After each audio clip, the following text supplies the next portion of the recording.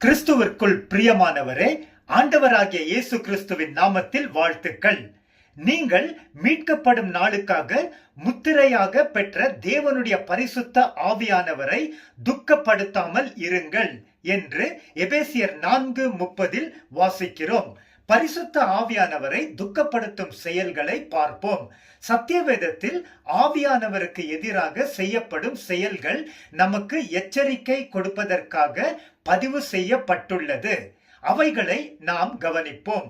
இயேசு கிறிஸ்து அறிவித்தார், நான் உங்களுக்கு சொல்லுகிறேன், எந்த பாவமும் எந்த நிந்தனையும் மனிதர்களுக்கு மன்னிக்கப்படும், பரிசுத்த ஆவியானவருக்கு விரோதமான நிந்தனையோ மனிதர்களுக்கு மன்னிக்கப்படுவதில்லை.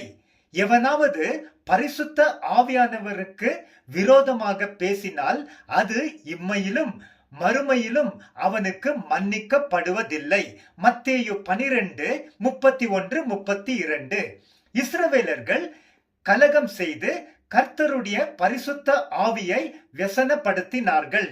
ஆதலால் கர்த்தர் அவர்களுக்கு எதிராக மாறி அவரே அவர்களுக்கு விரோதமாக போர் செய்தார்.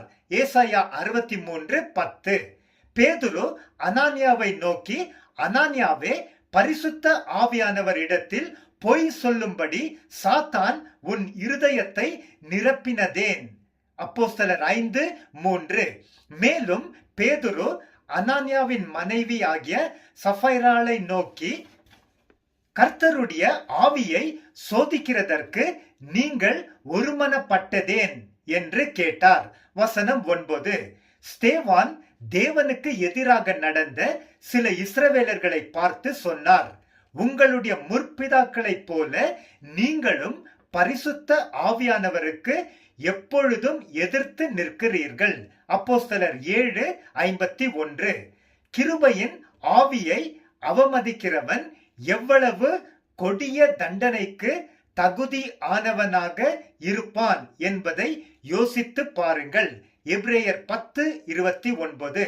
ஆவியை அவித்து போடாமல் இருங்கள். 1 தெசலோனிக்கர் 5:19.